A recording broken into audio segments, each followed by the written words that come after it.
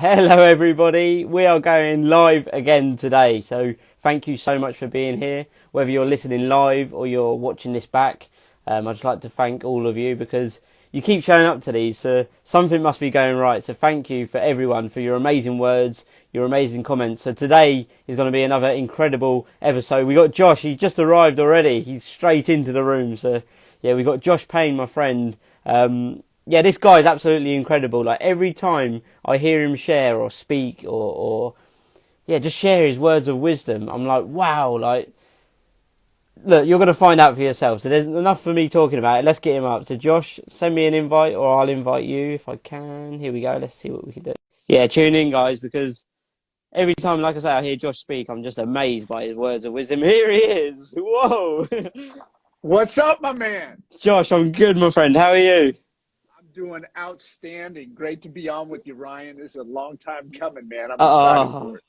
I know, right? Like we've been planning this for a while now, like we've known each other for a little while, Josh, right? And yeah, no, I'm so glad that I managed to bring you here today because like I just mentioned, like I love hearing you speak, Josh, because I'm just like, whoa, like every time you say something, I'm just like, this guy knows what he's talking about. So I just want to share your words of wisdom with the audience here today as well, Josh. So thank you so much for being here, my friend. It's my pleasure, man. I have enjoyed the opportunity to get to know you. We first got connected through Clubhouse on the Breakfast with Winners, and I came in there. I'm like, man, every time I come in, Ryan is just dropping some major knowledge each and every time up there on stage, and then I heard your story. And I got to tell you, man, it is just one of the most amazing stories. That's why every time I was in a room there, and you had an opportunity to share. I wanted to make sure you did because you have such an incredible story, such an inspiration to so many, and including myself. So thank you so much for just being an example of resilience, an example of determination, an example of I'm going to take this incredibly life challenging situation and turn it into something extraordinary. That you've done is remarkable, and more people need to know about it. Oh well, look, I'm lost for words, Josh. Wow. So thank you so much for your amazing words there, my friend. I really do appreciate you. And anyone, I think like you're interviewing me, right? But no, Well, you thank know what? Josh. Honestly, thank you so much, my friend. Absolutely.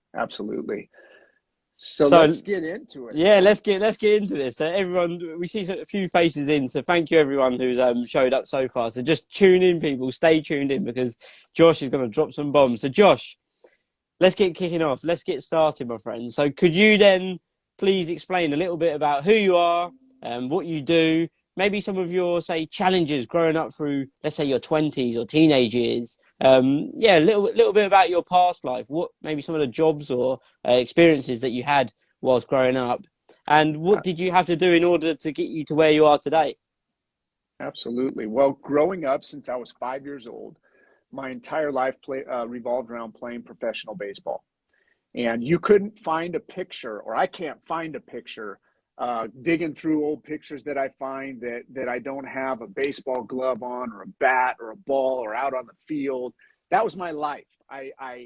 They say Mickey Mantle talks about the great Yankee player talked about how he loved hitting a baseball. I love hitting a baseball.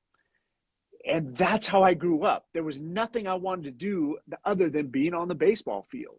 And it led me to go to school in college, playing baseball, went to school on Division I college baseball scholarship, had an incredible career, was ended up being inducted into the Hall of Fame, was MVP, appeared in Sports Illustrated, all conference, all these incredible accolades, right? But a couple of things that I think have contributed to who I am today that I learned through that process. First and foremost is I was not the most talented athlete. As a matter of fact, I had probably 70% of the talent that others had at that level. When we looked at the number 3 rated conference in our nation as far as Division I college baseball, man, I played with some studs talent-wise. I was probably 70% of the talent. So I had to figure out a way to compete. I had to figure out a way to make the dream, to continue to excel towards the dream. And I just realized what I lacked in talent, I could make up with in work ethic. And I had 300% of the work ethic. And I just figured these guys may be bigger, they may be stronger, they may be faster, but I'm going to bury them with my work ethic. And that's the way I was able to compete. And so I learned that at an early age. And that really has contributed on in my professional career past baseball. But that's what made me successful. And so I learned that early on. And then from a challenge standpoint, everything was going in the direction that I wanted until one day I found myself laying on my back on the ground, staring up at the sky after suffering a back injury. And it was at that point in time, I understood the game of baseball. I trained with the greatest players in the major leagues at that point in the off season. So I understood what it meant when you had a back injury like that. And I realized at that point, my dream of playing at the next level was over. And I remember the feeling of when that season ended. The passion in my life was gone. The purpose was gone. You know, everything I had wanted was taken away at the top of my career. And I didn't know what I was going to do, man. And I did what everybody said to do, which was to finish school, get that degree that was supposed to enable me to provide for my family long term. And so that's what I did. And really what happened at that point was I was living a life of quiet desperation. I didn't know what I was going to do in my life. I had this huge dream. It was really interesting because as an athlete, I had that vision of the dream I wanted. I knew I could achieve it. But once that was taken away, I fell right back down into that middle class mindset as it related to my career, because that's all I knew. All I knew was to go to school. All I'd ever learned from were people that had a job, that were employees, that were teaching me how to be an employee. And so my step into my career landed me, and this is sort of where I'll finish and turn it back over to you for any questions, but it landed me in an industry for 10 years running private country clubs. Some of the wealthiest people in the world here in the Silicone Valley, all the big founders of the tech companies were members of mine. And for 10 years, every day I went to work, I served and witnessed what life was like being some of the richest people in the world. And it was at that point I realized, wait a second, there's an entirely different world that I don't know about. And I looked at these guys and I said, man, they put their pants on the same way I do. They tie their shoes the same way I do. But the one thing that was different is the stories they were telling themselves and telling other people were entirely different than the story I was telling myself and telling other people. And it was at that point at 31 years old, Ryan, I realized I needed to unlearn everything I'd ever been taught about business, career, success, and relearn it from the people that had the life that I wanted. Because everything in my life had been programmed by people who lived what I knew, which was to have a job. I wanted more. I couldn't do it as an athlete anymore. And I had to find another avenue. And that was what I realized. And at 31, I said, never again am I ever going to listen to anybody who does not live the quality of life that I want. And everything in my life changed at that point. Wow. Thank you so much, Josh, my friend, for sharing that with us. And we've got some amazing comments coming there. So, I mean, like, I could take away so much from what you just said there. Number one, like the surroundings, you surrounded yourself with those people. So yeah, like I say, like I like my quotes, right? Like I have a quote and I made it up. I said, you'll never achieve Maserati dreams with a Mazda mindset. Because you said, I put my pants on the same way that those people do. What's different? The only thing different is that story that they're telling themselves. It's the mindset. So you obviously went through, say, a painful experience in your life, but that actually turned out to be, say, one of the best things because it put you on a path of purpose and it introduced you to, say, a whole different world which almost opened up your eyes and gave you a vision. Again, like another quote that I made, which is, sometimes your most profound periods of pain can also turn out to be your greatest gifts of growth. So for you, like, you had that vision, that was your goal. Like, you grew up living, breathing, dreaming, seeing baseball. And when that was, say, stripped away from you, you could either say you come to almost like a T-junction. This is what I'm seeing it as, like a T-junction. Do I go left? Do I go right? And it's almost like my career is over. But then also, it's opened another fresh door, and almost an even better door.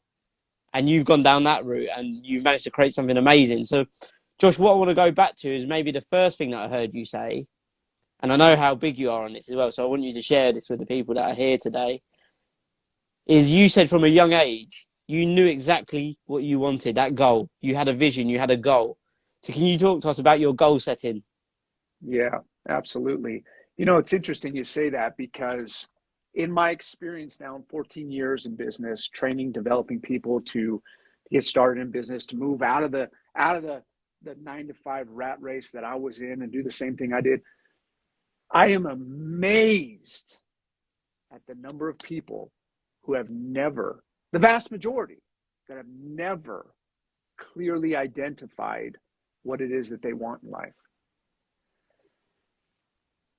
It's not everything, it's everything plus everything, is to have that clarity of exactly what we want in life. Look, I talk about there's 5 steps to kind of upgrading your life. The first one is awareness, right? For me, that awareness came when I was all of a sudden surrounded by these people that had what I wanted. And I go, wait a second, like, the vehicle changed, but the dream never died, right? I just had to find a different vehicle. Now I was surrounded by people that could teach me that next level of vehicle. It wasn't going to be as an athlete. It was going to be in business, but now I could learn, like I did from all the Major League Baseball players I trained with and everything. I learned what it was like to play at the next level.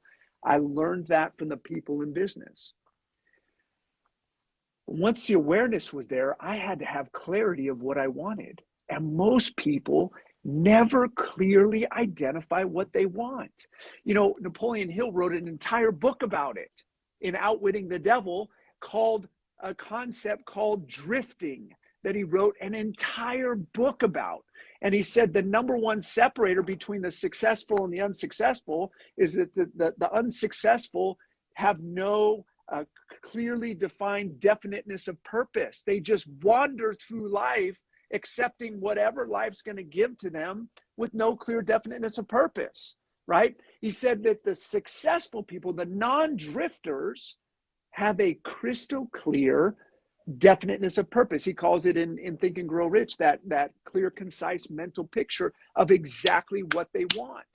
And here's the importance of it, because shit, man, life's going to hit us every day, right? We're going to wake up in the morning. We're like, man, today's going to be the greatest day ever. And by 10 a.m., you've just gotten beat to pieces, right? You got hit by things left and right. So what is it that keeps the successful moving forward despite what happens is that clear focus on what they want. And see, when we identify that, here's what it operates like. We've all been bowling, right? I think most people have taken, I'm a terrible at bowling, right? But my kids love it. And when we go bowling with my kids, what's the first thing I do? I say, buddy, put those railings up on the gutters, because these kids, who knows where the ball's going? And the only way they're going to get it down to those pins is to have those railings up, so the ball just bounces off the railings and eventually hits the pins. That's what having clarity is in life. It's the railings on a bowling alley that keep the ball moving towards the pins, right? It's that course correct.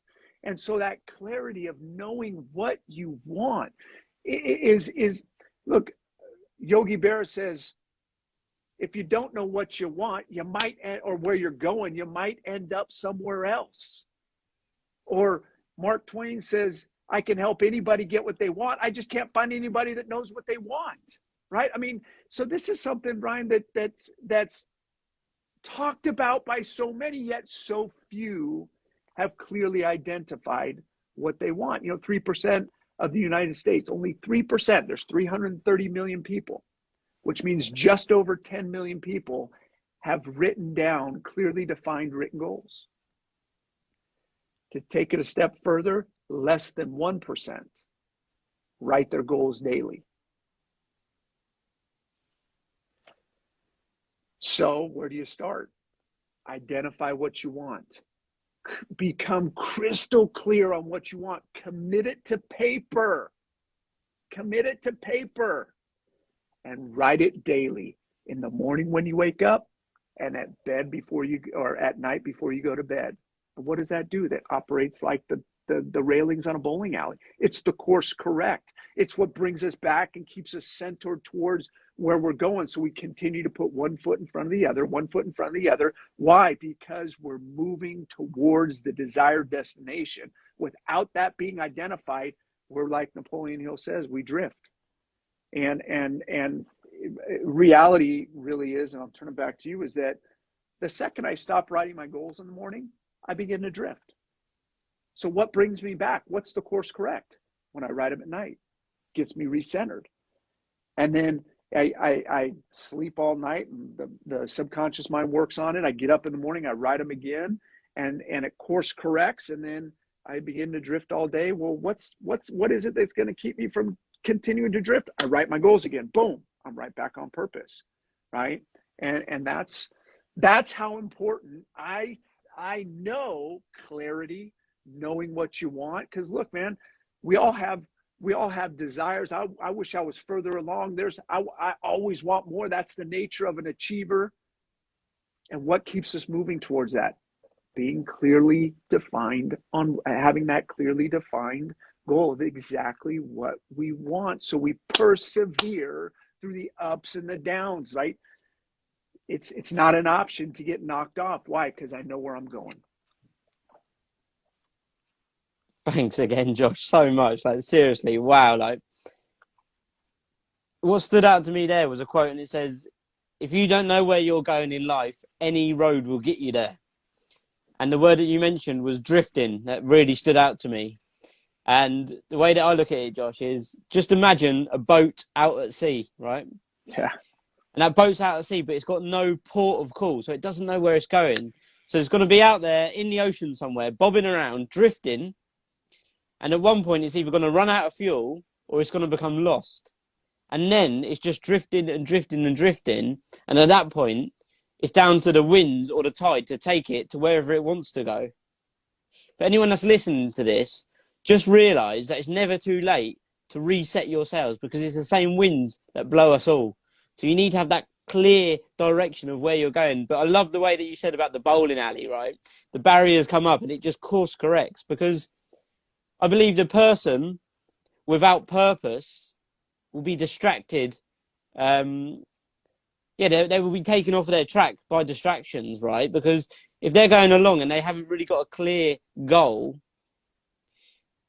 their mind's over there, their mind's elsewhere, right? So they're thinking, actually, I can go this way, I can go that way. But that definite sight or vision of where you're heading in your mind will just course correct you, which I love the word which you said, course correct. So anytime you sort of drift too far over to one side, it says, no, come back this way, this is where you're going. So yeah, no, I absolutely love that. So Josh, I want to ask you actually, because I know I've heard you say this a few times, like you write your goals down twice a day. So for me and anybody listening as well, if you say write your goals twice a day, how do you do it? Is it literally the same thing twice a day? Yeah. So I have taught a process for 14 years, and I've modified it as I've gone, right? And just as I've grown in the process, because it's what I do religiously. If I don't write my goals down for some reason, I'm like going through the day like, man, something feels off. And it's simply because I didn't start the day right. I didn't write my goals. I've been doing it for 14 years. And so the way it works is I usually every quarter, right? We just finished quarter one. So quarter two, we went through a quarter two goal setting process. And so I've got some clear 1 year goals, but then the goals I write on a daily basis are redefined based on whatever that next quarter is. Okay. So, particular measurements change. And so I outline that, and I've got a whole process on how to set up those goals. And really, it's real simple. You just sort of look at, there's 4 areas I look at: home, business, personal, and health. And the process I take our team through, I say, okay, I want you to write down your top 3 goals in each of those areas, right? And then we're going to select one from each area to focus on in this quarter. So 1 business goal, 1 financial goal, 1 health goal, one personal goal to focus on during this quarter. And then what we're going to do is we're going to create 3 affirmations, 2 to 3 affirmations for each of those goals. And so that daily goal writing process then is to write the 4 goals, right? What are those 4 goals I'm focused on? And then to write the affirmations that are associated with each one of those goals. So that right there, writing my goals and writing my affirmations and saying them out loud with emotion, etc. Right? That process is life-changing. Less than 1% of the population writes their goals daily. So how do I write my goals daily? Okay, figure out what your goals are. Maybe it's quarterly, maybe it's annually, however you do it. I think a 90-day game plan is perfect for a laser focused period of time. Top 3 in each of those areas, right? Home or family, business, financial, health, personal, right? Those 4 areas, your top 3 goals in each of those areas. Then you pick your number 1. You pick 1 goal out of each of those areas. So you got 4 goals. Then create 2 to 3 affirmations that support that goal. And you write those down every day, right? Every morning, every night, every morning, every night. Keeps me clearly focused on what my next 90 days are all about.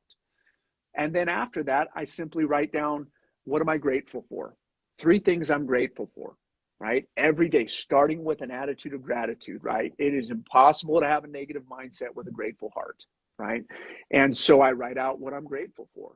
And I do that. And that process I do religiously every morning, every night, every morning, every night. And that's how I come up with it.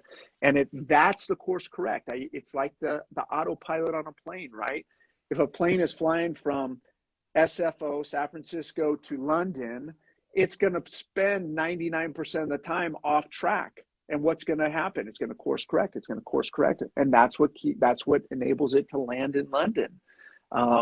And that's what, to me, writing the goals are. And that's how I sort of approach them to create what I write and then the affirmations to support that.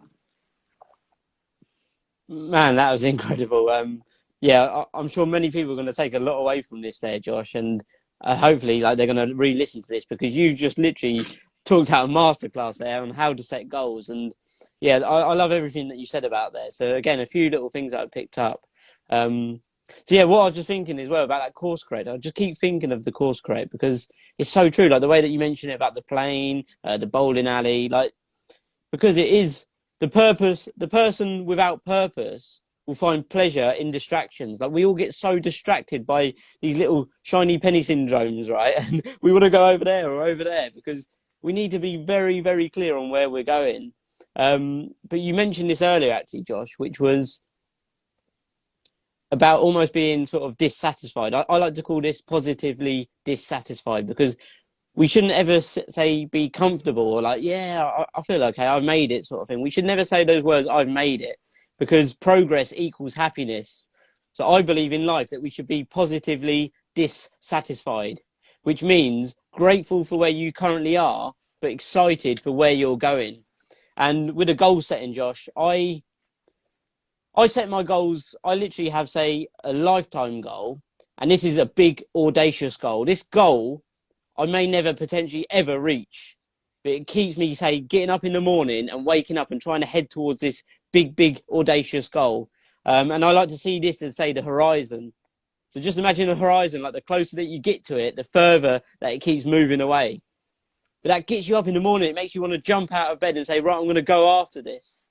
And then you need to set yourself, I believe, is like a 10-year goal, 5-year goal, 1-year goal, and then break it down even more. Yeah, 1-year goal, a quarterly goals, etc., monthly goals, weekly goals, and just keep chunking them goals down and just break them down. And I love what you said as well about having those 3 goals and then highlighting one. Like that's the way that I do it too, is have 3 goals for each section and then just highlight that one and be like, this is a non-negotiable. Like I must get this done no matter what. So yeah, Josh, thank you for explaining how you set your goals there. I really love that. So I briefly want to go back to what you said at the start. You said about the importance of surrounding yourself with people that are better than you, because you mentioned, Josh, with a sports there, you said you wasn't the best player. Like you wasn't the best player, but you was learning so much from those people by putting yourself in those situations, almost like an imposter syndrome. Like I believe in life, if you don't feel like an imposter, you're in the wrong room or you're in the wrong space. Like you should always try to actually feel like an imposter, because that is the way that you grow. That's what I believe. So Josh, could you talk to us a little bit more about that, my friend? Yeah, absolutely. You know, it's interesting because if you look at, there's a lot here. If you look at somebody like Tom Brady is the best quarterback that ever lived, but he's not the best athlete that ever lived. He's not the best athletic, gifted quarterback, right? But he was the best quarterback based on the results that he got, right? I was not the most gifted athlete. I came out of there one of the best players that ever went there because of the results that I put up. And so that's important to understand, right? I knew I was never going to be the best, but what was going to be my winning edge? What was going to be that competitive winning edge that was going to give me when I faced my opponent in the field of battle, that I was going to be able to beat them? And I knew that came down to work ethic. The only thing I could control was me and the amount of work I was willing to put in. So they may be more gifted, but baby, they are not going to outwork me. And in time, I will beat them on the field of battle, right? Now, let's talk about environment. This is so important. It's so important for entrepreneurs in particular, because a lot of times as entrepreneurs, Ryan, we're stepping out. We're the unicorn in the group of the family or the environment. We're the ones that are stepping out of the norm, right? And here's the thing about environment, and why environment is so important. Bob Proctor talks about this a lot in his newest book, Change Your Paradigm, Change Your Life. He does such a great job of illustrating this. Environments are not static. Relationships are not static. Well, what do you mean by that, Josh? Real simple. In a relationship, the second I raise up, okay, one of two things will happen, guaranteed. This is a law, like the law of gravity. I drop this pen, it's going to fall. Now, we can debate, but it's going to hit the ground every time, okay? When I raise up and I decide I'm going to elevate my standards in life, I'm going to do something more. I'm going to step out. I'm not satisfied. I'm what I call blissfully discontent, right? As you in your example of that, I step out and I say, I want more. Okay. Either environment, one of three things. Either my environment is going to raise up to where I'm at, or eventually it's going to drag me back down to it. Let me say that again. The second I step up, either the environment will raise up to me. If it doesn't raise up to me and I stay there, it's going to drag me back down to it. And so the only other option is to cut that environment out and change the environment. So in relationships are the same way. The second I raise up, look, friends, family, associates, whoever it is that I'm hanging with, either they're willing to grow with me, or if I stay there, they'll drag me back down to that normal level I was at. We do not stay the same. And so if they're not willing to raise up and I don't want to come back down, then I've got to take the third option, which is to cut out the fat, right? To trim the fat so that I can continue to grow, because the environment, one of the two is going to happen. And if I can't raise them up, eventually they're going to drag me back down. And if I want to continue to grow in life, and I want to be able to stretch, look, social distancing was not invented for COVID-19. Social distancing was invented, the concept was created to use with your environment that's not willing to grow with you. Doesn't mean I got to chop the branch off the tree, right, and cut them out of the family. No, I've just got to become unavailable. Let me say that again. I've got to become unavailable. Well, what does that mean, Josh? I just can't answer the phone. I can't answer the text. I can't go over to the barbecue. I can't go to the family picnic. Why? Because I'm unavailable, because my focus on my dreams is too important to subject myself to an environment that's going to try and pull me down because they're not willing to go up, because one of the two is going to happen. So what do? I'm just unavailable. They go, Josh, that's my family. Great. You just are unavailable. You just minimize, you socially distance yourself from the people that aren't willing to grow with you, and you replace that with people that are. Greg Reed said this to me one time. Greg Reed, the author of 3 Feet from Gold, was involved with the Napoleon Hill Foundation. He said, Josh, here's the difference between the world class and the middle class. The middle class accept the advice from the people they associate with, namely family, friends, etc. He said the difference is the world class, they seek guidance from people that are achieving they're getting the results that they want to get in life, that are where they want to go, that they seek advice from people that have the life that they want and are getting the results that they want right now. Whereas the masses accept the perspective of those that are surrounding them right now. And I think that speaks everything to environment and the power of it. Well, fantastic, my friend. So good. And again, what stood out to me there was there's a quote, and it says, if they can't grow with you, then they can't go with you. Because in life, I believe people are like either vacuums or they're like chargers. So some people who are the chargers will help boost you up to that next level of life, but the vacuums will sort of suck the drive out of you, which in return will hold you back. But it's your choice at the end of the day. Like you said, become unavailable, which I loved. So in life, I believe there's 3 things that you can do with, say, other people, which is, number 1, say those vacuums, you should have limited association with them. The chargers, you should have expanded association with them. But if certain individuals, say, are too much of an energy vampire and they're sucking that life out of you, you need to sometimes consider disassociation, because it gets to a point where sometimes it might be difficult, but you have to make the decision to make an incision and cut some people out of your life. Because the way that you said about it, Josh, is COVID-19 gives you time to think, who do I actually want around me? Because environment is everything. Like, you are a product of your environment. They say we become the average of the 5 people that we spend the most time with. So if you look at your, say, circle, and you're not inspired or empowered, you don't have a circle at all, but you have a cage.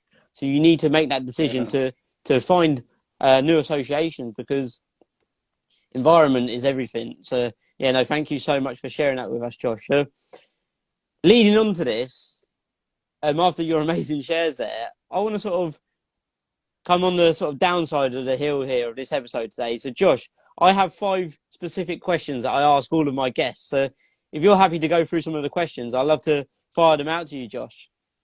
Absolutely. Let's do it.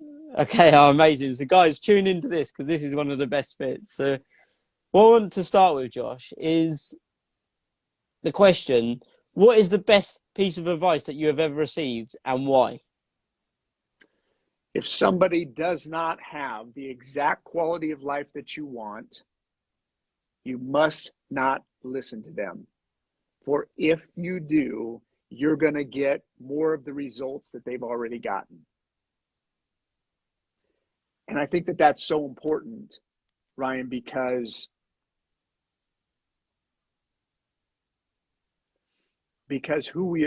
goes back to environment, who we associate with and who we're listening to is going to ultimately, as you said, is going to ultimately determine our future. And we all have a broke Uncle Bob, right? A broke Uncle Bob. borrowed $20 from you last week, but wants to give you career and financial advice this week, right? And we've just got to understand that the precious real estate we have between our ears must only be treaded on by people that are getting the results and doing the things that we aspire to do in life, and that can help lift us up to that next level. I mean, again, it's so true. Like, you literally are a product of your environment, which we said before. Like, you become what you both consciously and unconsciously consistently consume. Like, this in here is like a sponge, and it's whatever you absorb, it's gonna suck it all up. So yeah, like, never ever take advice from someone who isn't where you want to be. Like, don't take advice from somebody that you wouldn't happily trade places with. And for me myself, like 2020 was a big one for me. Like, I spent every weekend going to like random pubs, meeting random people. Like, oh yeah, what advice can you give me for my life? And they'd just lead me down this path and almost create a path which was the total opposite to what I wanted. And I was be like, oh yeah, maybe I should go down that path. Like, no one knows what's best for your life more than you do. So you need to get advice from people that you aspire to be, or people that you look up to and think, wow, I would drop everything I have today to have their life. Like, don't ever listen to other people that are going the opposite direction to you. Right. But yeah, just from what you said, like, surround yourself with positivity, whether this is people, books, or online content, because your mind is like a factory, and the ingredients that you're putting into it will be used to make the final product, which is your life. So make sure you're consuming the good stuff and not this shit, basically. So Josh, thank you so much, my friend, for that one. So I want to flip that question actually to the other side, which is, what is the worst piece of advice that you have ever received and acted on, and what was the result?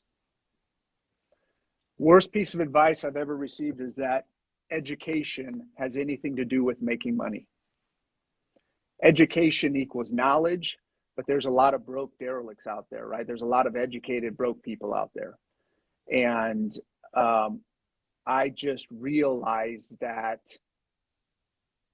my second education, the environment I surrounded myself with at 31 years old, was going to teach me exactly how to get to where I wanted to go in life. And then I was going to unlearn everything I'd been taught through 23, 24 years of school and multiple degrees in college. Is that was education equal knowledge, but had nothing to do with making money. And I was taught that the more education you had, the more degrees you had, the more money you were going to make. And that just wasn't the case, right? I mean, I come out of college and they go, okay, great, you have this degree. Now, if you go back and get, you want to make more money, go back and get another degree. I go get another degree. You want to make more money, go get another degree, go another degree. And then finally, you want to make more money. Wait a second, time out. I don't want to make this amount of money. I want to make this amount of money. So you can take that next degree and that next piece of education and burn it in that bucket over there, because that has nothing to do with making money. And I'm going to go find people that know how to make money, and I'm going to learn from them exactly what I have to do to build a life, serve people, and create freedom. Wow, man, that's amazing. And yeah, like I say, the world is full of information and not enough implementation, because we just feel the need to go out and get all these certificates. Like, people attach their self-worth to a piece of paper. Like, yeah, I've got this degree in whatever it is. Like, no one's ever heard of it.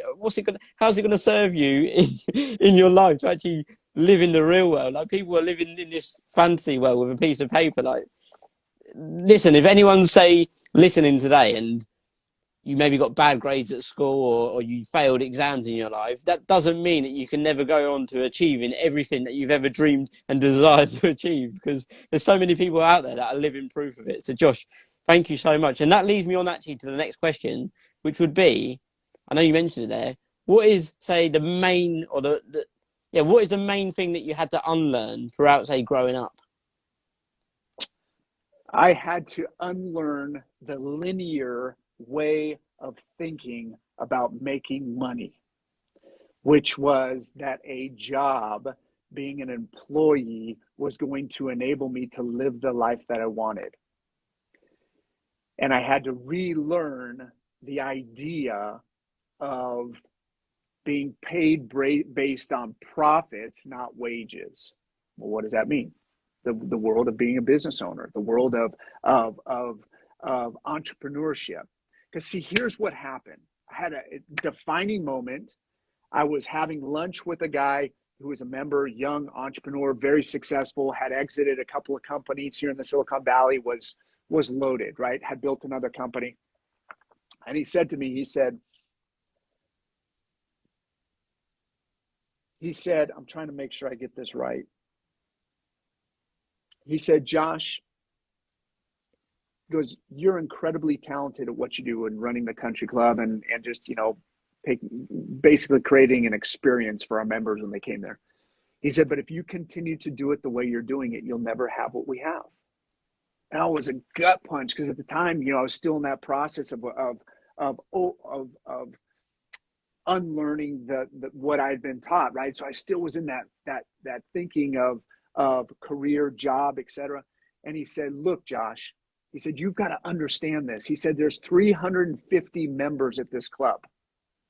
I said, yeah, I know that. He said, we all come from different backgrounds. I said, yeah, I know that. He said, we all come from different countries. There are people from all over the world that are members here. I said, yeah, I know that. And he said, but let me tell you what we all share in common. He said, everybody here owns a business. There are no employees here. You want what we have, but you're earning your income the wrong way. You're an employee, and there are no employees that are members here. So you've got to figure out a different way to earn your income. And he said, what you need to do is find somebody who's going where you want to go. You look into their eyes, you know they're going to get there, and they're willing to teach you what to do to get there. He said, when you find that person, you unhitch your little red wagon on whatever it's hitched on, and you hitch it onto them because they're going to drag you to the top with them. And my life changed at that moment. Wow, like the way you explained it there, I literally just saw that where you said about unhitching and hitch it to them. Like, and again, it just goes back to say asking that advice from say potentially the wrong people. Like you need to find people that will go in that direction where you want to be, or who have even been there, and be like, I'm going to hitch onto them, and I'm going to learn as much as I can from those people. But yeah, I love what you mentioned about the job, etc. Like there'd be people here that are listening that maybe, like I was for a long, long time, comfortable taking a wage. And for me, like I stayed in that comfort zone for 13 years. I was at the garage, almost 13 years or whatever it was, fixing cars, and I was so sort of uncomfortably comfortable just taking that monthly wage because that's what we get taught by society to do, right? To take a comfortable, safe wage because it's a safe job. Like job stands for just over broke because at any moment in time, your boss could turn around and say, look, that role does not exist anymore. So never let your wage be your cage. And yeah, we can learn a lot from you, Josh. So thank you so much for sharing that with us. So the next question I'd like to ask you, Josh, is what is the greatest lesson that you learned from your most painful life experience? Yeah, that definitely is very easy. That was when I got injured as an athlete. And it's really interesting, Ryan. There's a saying, hindsight's 2020. Everybody has it, but it won't pay you a dime. Foresight though will make you wealthy, right? And that's being able to see what people want me before they want needed, right? When I went through now looking back, I realized that God had a different plan for me than as an athlete. But man, let me tell you something. When I was going through it, it was the hardest thing in the world because you love something so much, you're at the top of your game, and then it's gone. And I mean, this is the story of so many athletes, right? You can, the list is a mile long of the number of people that would share the exact same experience with me as an athlete. But what I learned and what I chose to be my driving force was what I said earlier. The vehicle changed or had to change, but the dream never died. See, I was a dreamer. When I got in that environment where I was surrounded by the people doing what I love to do and living the life, man, I was a dreamer. I would watch these meetings that are happening on the picnic tables, at the grill after they were playing golf. And I'm just going, man, I wonder how much money's being transferred hands there, right? Those are the meetings I wanted to be in. I saw myself in those meetings.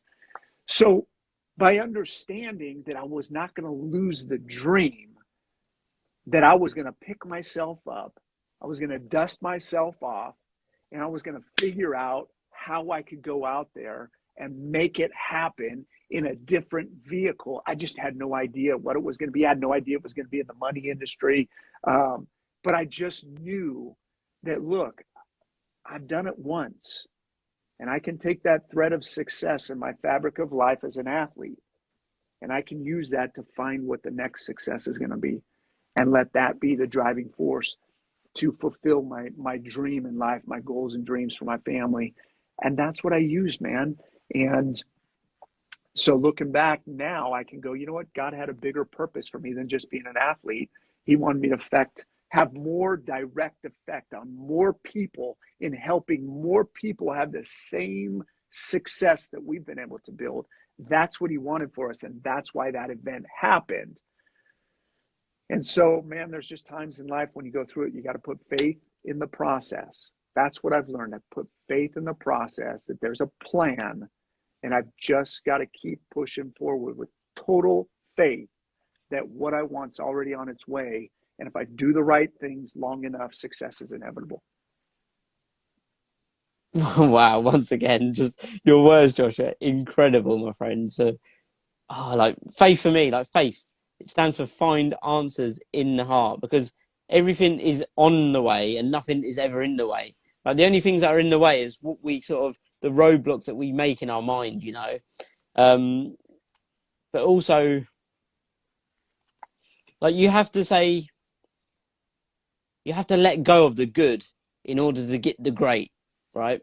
Because so many people are coming from this scarcity mindset, and me included, for a long, long time. Like our hands are filled up with good things. Oh, we got a good job. We got a good car. We've got good, whatever it could be, a relationship. I've got a good relationship. But good, who wants to live a good life? Some people may want to live a good life, and that's fine. But if you want to live a great and extraordinary life, an incredible, amazing life, you need to let go of the good stuff. You need to let go of the good in order to be able to grab a hold of the great, right? So, no, Absolutely. I just love what you said there, my friend. I love what you said. And I have a question that I teach everybody to ask themselves when we find ourselves in a position where we go, you know what? My life's good, right? My life's good. I'm doing okay, right? Here's the question. And this comes to the awareness. And when you constantly ask yourself this question, your life just completely changes. Your mindset completely changes. You know what, Ryan? I'm doing good. Here's the question. As compared to what? As compared to what? As compared to the people you're surrounded with? Or as compared to Elon Musk? As compared to world changers? As compared to people that had the life that you wanted? See, when I started asking myself that question, I made good money. I made well into the six figures doing as compared to what? Josh, you're leaving your good job. You make good. As compared to what? So-and-so is worth $9.5 billion. I service him every day. As compared to what? What is our lens with which we're looking through life? And when we can change that lens, now we can see more is available for people like us. It's available. We just have to have the awareness that it is and know what we want and go after it, right? As compared to what? Ask yourself that question. Every time you want to rationalize something, ask yourself, as compared to what? Sorry.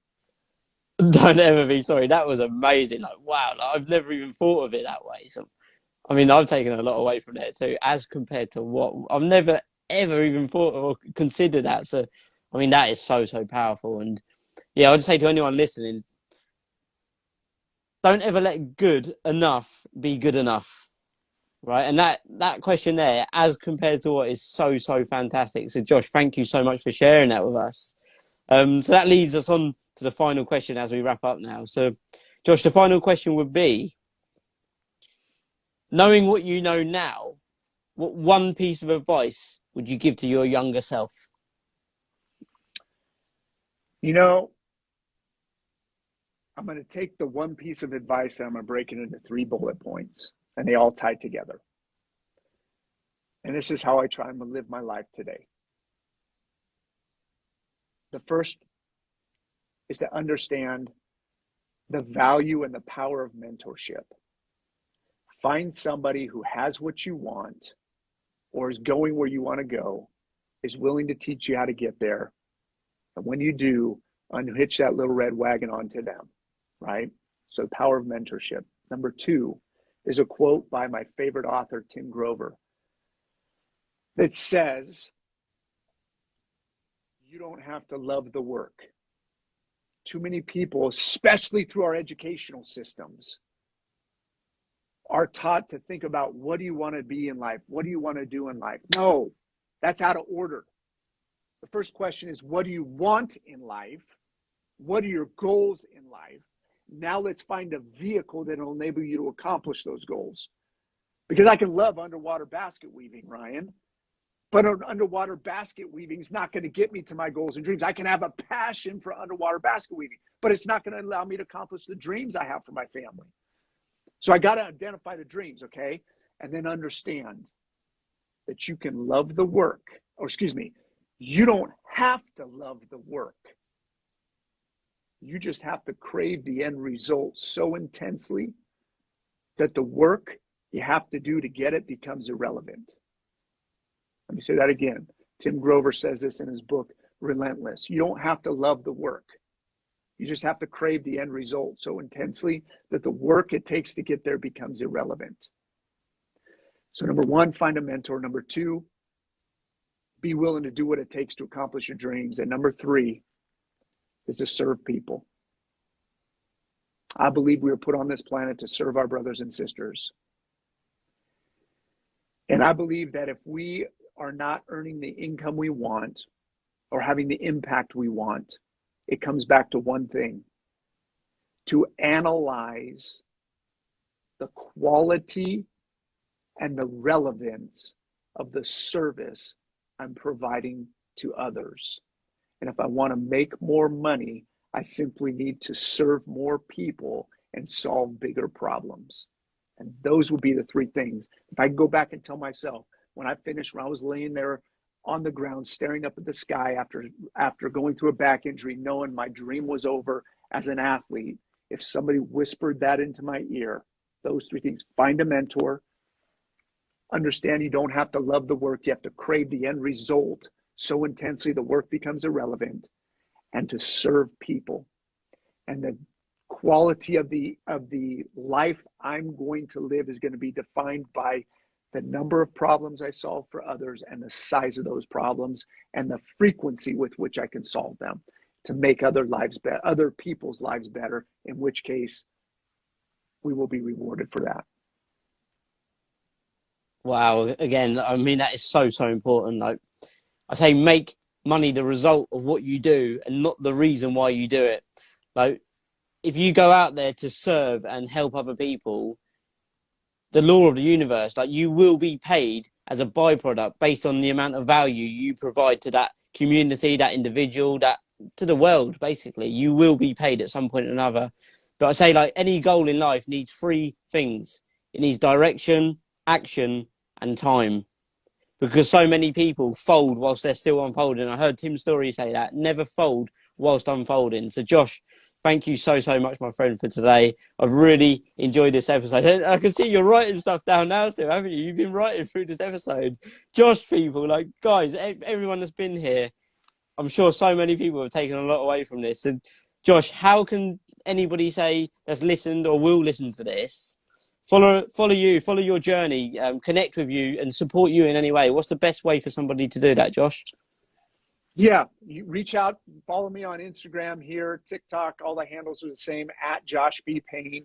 And then within about the next 48 hours, you're going to see a big launch on joshpayne.com. So that'll be something that will be live here in about the next 48 hours. Very excited about that. You're going to see a huge brand launch, but certainly here on Instagram at Josh B. Payne, TikTok at Josh B. Payne. And man, let's go change the world together, Ryan. You're doing so many amazing things. You're such a power player and somebody who, you know, does things the right way with integrity, with the right heart, that heart-centered leadership, man. And it just is an honor to spend some time with you today.